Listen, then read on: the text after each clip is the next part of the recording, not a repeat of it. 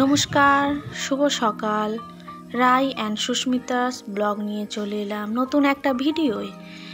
আজকে সরস্বতী পূজার জন্য একটু জোগাড়জাতি করে নিলাম, ফল প্রসাদ কেটে নিলাম। তাহলে আমার হাতাহাতি সকাল সকাল এগুলো করে নিলে সুবিধা হয়।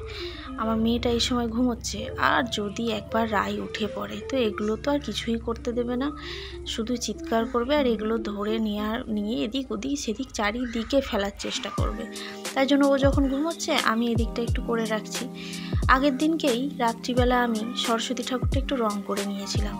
আসলে এবছর তো সরস্বতী ঠাকুর বাড়িতেই পুজো হচ্ছে, বা আমরাই করছি, মানে আমি করব পুজোটা আর কি। তো ওই জন্য একটু পুরনো সরস্বতী ছিল বলে আমার ভাগ্নির একটু রং তুলি নিয়ে সুন্দর করে রং করে নিয়েছিলাম। তো রং করে নিয়ে সেই সরস্বতী ঠাকুরটাকে সাজালাম, পরে আপনাদেরকে দেখাবো সেটা কেমন হলো।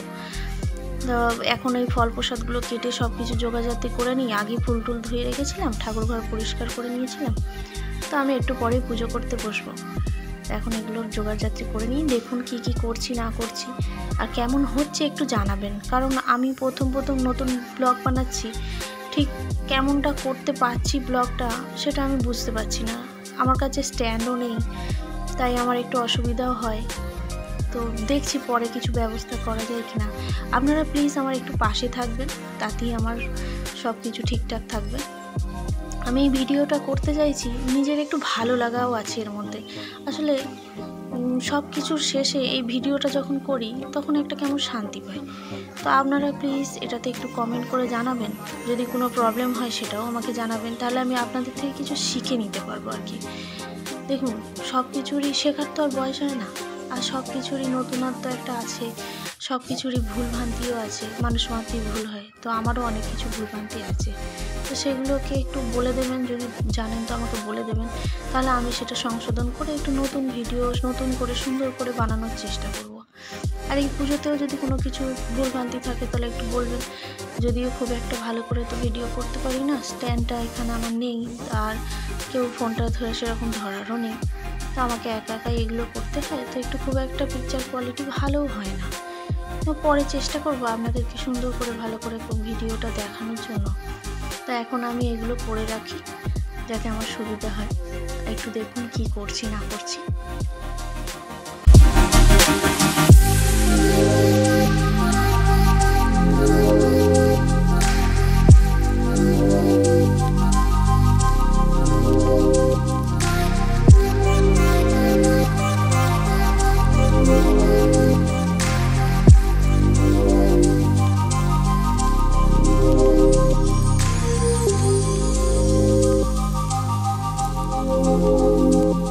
সব কিছু হয়ে গেল, এবার এদিকে মায়ের ঘরটা বসিয়ে দিই। ঘরটা বসিয়ে পুজোটা সেরে নিই। আজকে তো তেমন কিছু ভিডিওই দেখাবো না, শুধু এইগুলোই ঠাকুরের জিনিসপত্রই থাকবে, কারণ অন্য কিছু ভিডিও করার মতো আজকে সেরকম সময়ও পাই নাই। তো এই ঠাকুরের একটু ঘরটা বসিয়ে পুজো করে নিলাম নিজের মতো করে। ব্রাহ্মণের মতো করে তো আর পারি না, যতটা আর কি পারি ততটা মাকে মন থেকে ভক্তি করে পুজো দিচ্ছি, এটাই আমার মনে হয় ঠিক। আসলে মন্তর টন্তর ওসব কিছু ভক্তির কাজে লাগে না। একটু ঠাকুরটাকে সুন্দর করে সাজিয়ে নিয়ে একটু পুজো করে নিলাম। আমার মেয়ের যখন হাতে খড়ি হবে, আবার সরস্বতী ঠাকুর পুজো হবে বাড়িতে, সবাই বড় করে সবাইকে ডেকে ভোগ খাওয়ানো, এই আলাদা মজাই ছিল। ছোটোবেলায় এইসব সবই করতাম, খুব ভালো লাগতো।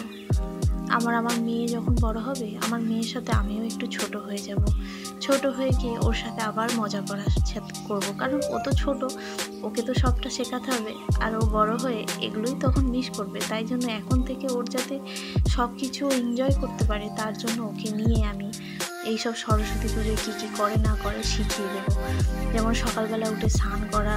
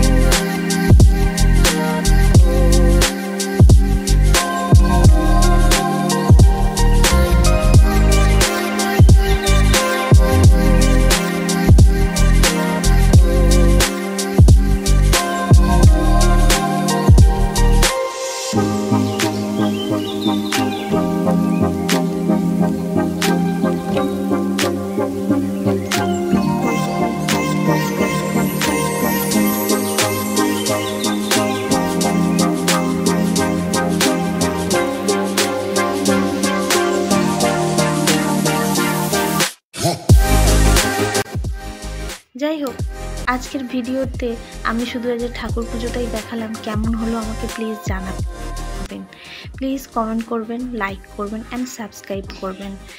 এখন আমাদের যেহেতু সরস্বতী পুজো হলো, সকালবেলা দিদিভাই একটু খিচুড়ি ভোগ করেছিল।